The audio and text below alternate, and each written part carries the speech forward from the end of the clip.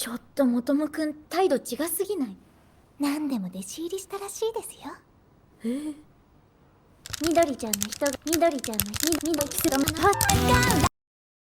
Oh hey, sorry about that. Unfortunately, I can't do a spoiler warning intro for this video because as you can see, I'm going for a world record right now. This is the movie that really got me into speedrunning in the first place, so I knew that this would be the first thing I wanted to run. So yeah, keep in mind that there are spoilers in this video, and let's move this along. Inevitability is the quality of being certain to happen. And as someone who's made a hobby out of talking about kyoani shows, there was nothing more inevitable than the fact that I would eventually have to discuss the works that I'm not too fond of. If you saw my first Hibike video, you know exactly how I feel about the show. I think it's a wonderful love letter to a simpler time in life, and it stands tall as one of my all-time favorites. Hibike Euphonium Chikai no Finale is a direct sequel to Season 2, so I was on board from the moment I heard about it. And going into it, I knew what it was about, and all the changes this new year of school was going to bring had me a little worried. That's alright though. Maybe it won't be as good as the show, but that's a tough act to follow. I'm sure I'll enjoy it. Turns out though, I didn't like it. I didn't dislike it either. I hated it. This is one of the most poorly constructed films I have ever seen, and I believe it took all the potential this new chapter in Hibike's story had and squashed it. And trust me, I know I'm in the minority here, but that's okay. We've all been wrong before, and I guess it's my turn today. All I can do is explain why I feel the way I feel, so that's what I intend on doing, in record time no less. I'm going to go over everything I liked from the film to get it all out of the way first. For starters, Kumiko. We saw her change drastically as a character during the first 2 seasons, and this film lets her show off that growth really well. You can tell she's a lot more mature. She doesn't run away from problems or try to fade into the background anymore. She has people who look up to her for the first time, a responsibility that she would not have been able to handle at the beginning of Season 1. I particularly like being able to contrast this more confident Kumiko with the disaster that she was when we first met her. Also, I'm sure this doesn't even need to be said, but kyoani nailed every little detail once again. The body language, the little slice of life bits that are sprinkled in, this scene where Taki gets stuck in the door as he walks into the band room. 後でそれぞれ集まってください。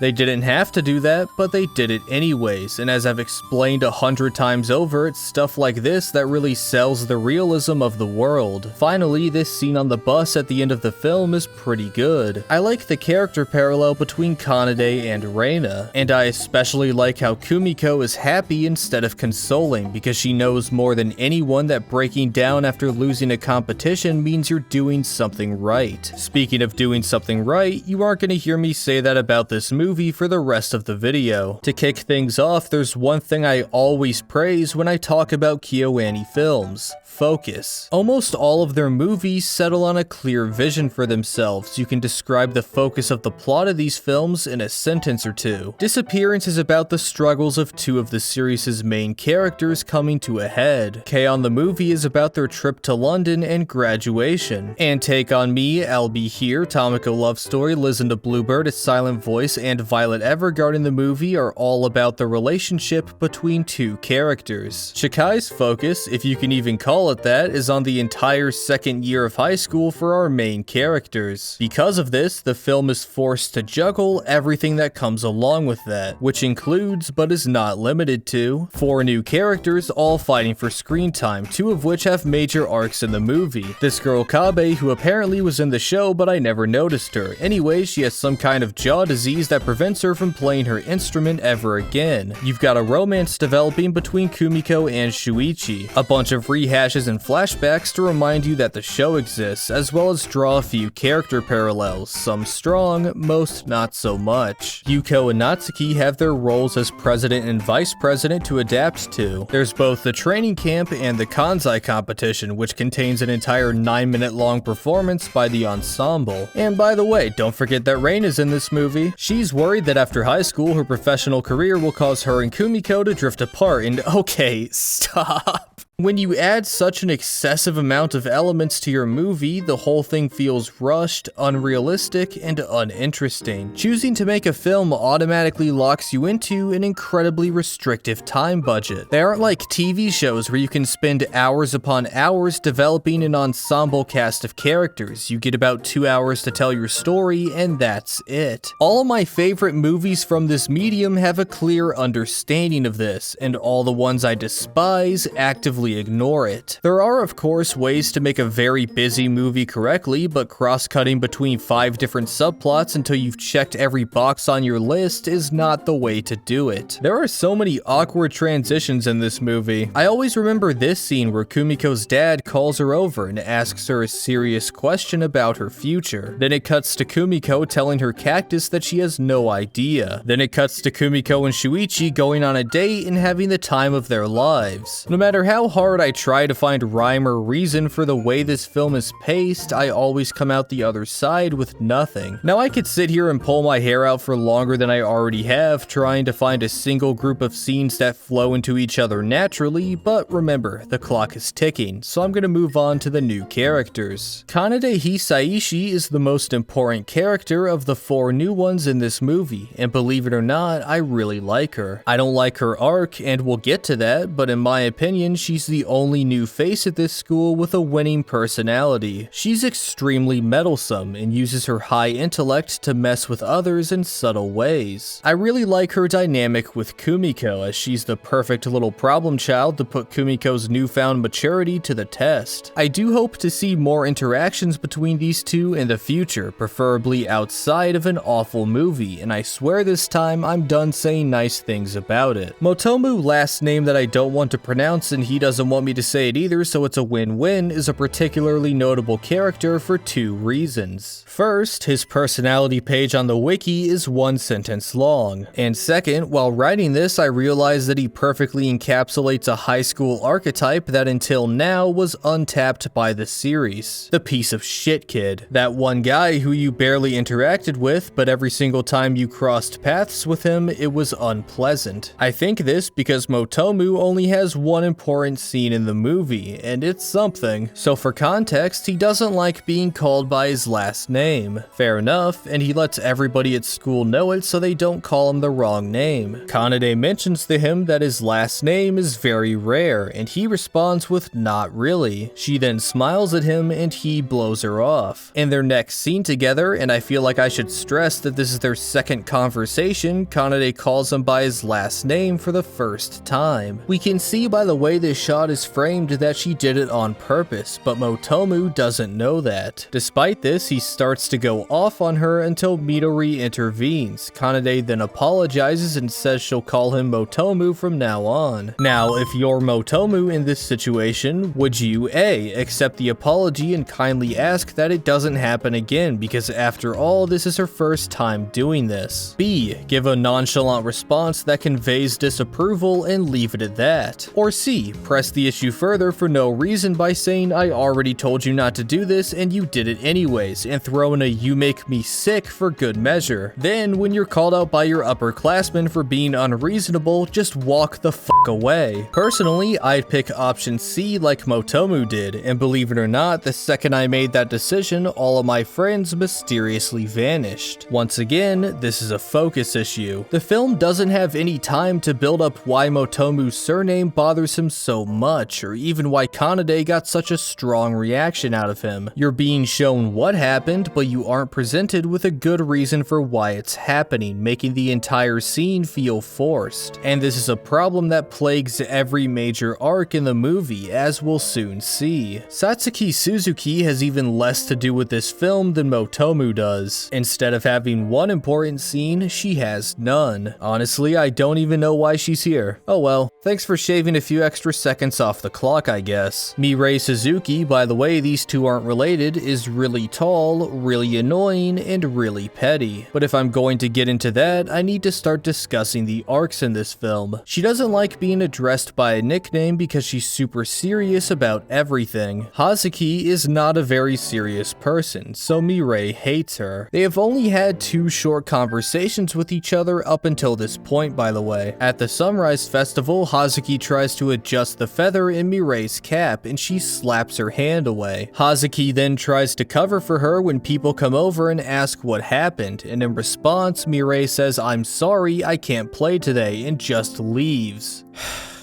So Kumiko and Kanade go fetch her and ask her what's wrong. She says, and I quote, so I'm not paraphrasing, "It really is this stupid. It pisses me off. Even though Hazuki-senpai can't play as well as me, she always seems so happy." Now, you could argue that I lack empathy here because she's acting out for one of two very understandable reasons. She's extremely shy and doesn't know how to handle this kind of person, or the ensemble means more to her than anyone will ever know, and she desperately wants to keep a serious atmosphere. Here's where that pesky time budget bites this film in the ass again, because we don't get to see any of that. There was no build up to an explosion of bottled up emotions. All I saw was this: a character is nothing but nice to you and you spat in her face. That's it. No context, no solid justification. So instead of being understanding about it, my response is get over yourself. And speaking of getting over things, can this guy please get over Kumiko so I don't have to watch this relationship unfold anymore? In my opinion, this romance was one of the weakest parts of the show. Kumiko has a grudge against Shuichi because he called her ugly in middle school, so every interaction she has with him, she either acts disinterested or disgusted. There are a few scenes that kind of hint at something blooming, so I could tell that they were slowly but surely building up to them getting together, as sloppy as it may be. But unfortunately, the payoff I was expecting was delivered by this movie. Here's a quick rundown of what happens. The movie begins with Shuichi confessing, then over the next 45 minutes, they have a few frivolous conversations and steal a few glances at each other. Then they're on a date at the festival having the time of their lives. He tries to kiss her and she runs away. Then things end with Kumiko saying, "I'm busy, you can date me after we're done with the ensemble." Now, we could sit and debate about whether or not this was a decent way to handle their romance, but instead, I'd like to ask why this was even in the movie. They're clearly setting something up for season 3 here, but when you have a movie that contains nothing but rushed arcs, subplots, and character development, why would you try to add more? The cutting room floor exists for a reason. Forget planting seeds for the future, you need to fix what's happening now. If my house is currently being destroyed by an earthquake, I'm not going to be thinking about how I'm going to survive a hurricane 3 years from now. And if you think an earthquake is a bit too extreme of a metaphor, I implore you to take a second look at Kanaday's arc in this film. Towards the beginning of the movie, Kanade asks if the band is fine with underclassmen beating out seniors for a spot on the ensemble. She is told yes, that is perfectly fine multiple times. So naturally, her conflict in this movie revolves around her fear that the band might not be fine with underclassmen beating out seniors for a spot on the ensemble. This is because she overthrew a senior in the past and people got mad at her when the entire ensemble didn't perform well. This one bad experience was enough for her to intentionally throw her audition and run away in the rain like a baby when confronted by the only two people in this movie with a brain. By the way, do you know who else had a bad experience with overthrowing a senior in the past? If you say your mom, you're fired.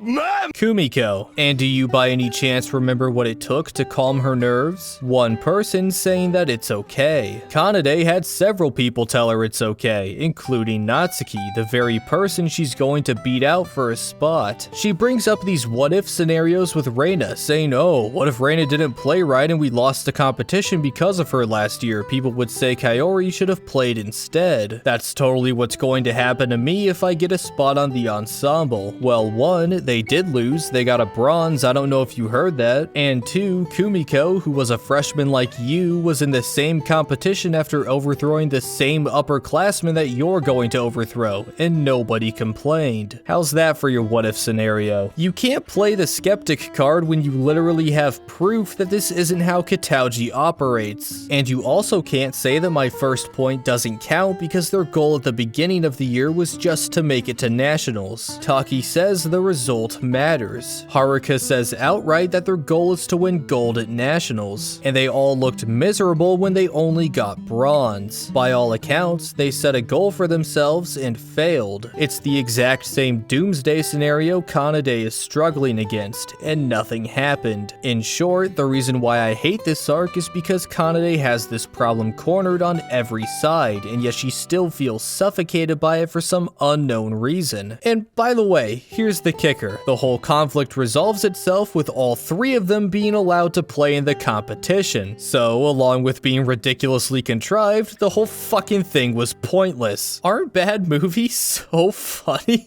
And oh yeah, the competition. Look, I'm not even going to mention why I think a 9-minute long performance was a bad thing to include here. I think you get the idea at this point, so I'm just gonna talk about the aftermath. It's a devastating loss for everyone. They're all crying, hugging each other, talking about how they're gonna kill it next year to make up for this in a fruitless attempt to distract from the pain they're feeling, and you know, I really wish I cared. I wish I knew why all these characters played on that stage. I wish I knew who they played for. I wish I knew why this loss was so devastating to them beyond some trivial because they wanted to win response. I wish for all of these things because that's what got me invested in the first ensemble's cast of characters. I understood why nationals meant so much to them, not because they said so, but because they showed me the emotional weight behind every step of their journey through brilliant writing and direction. I will never forget Kumiko's confrontation with Asuka, her conversation with her sister after nationals, her blurting out the phrase "I like the euphonium" when her passions were questioned, Reina's second solo audition, Asuka's reaction when she learned that her father liked her performance. And the reason is because these moments are just as important to me as they are for these characters. In contrast, I didn't remember over half the scenes in Chikai. Sometimes during my rewatch, I felt like I was watching a brand new movie. I couldn't remember because I just couldn't bring myself to care about this story. Chikai's ensemble is made up of many characters, both new and old, and one thing they all have in common is a lack of a reason to get the viewer emotionally invested in their drama. If you hit the reset button, you need to build the motivations and likability of your cast from scratch, and you half-assed it. I know there are a lot of people who really enjoyed this movie, and believe me, I'd love to be a part of that camp too. But I can't see this film as anything more than a forgettable, unsatisfying, unfocused mess. I doubt I would despise it as much as I do if it came from any other studio, because unlike with them, I expect the best from KyoAni. It's the burden they bear for being the best. And hey, if you want to see the perfect reason for why I think so highly of them, you'll have to stick around for the final stop on our journey through this series. And don't worry, I'm going to be really nice this time. And speaking of time, I do believe that I now hold the world record for fastest negative video on this movie. It could be because I'm the only one, but a win's a win. See you all next time.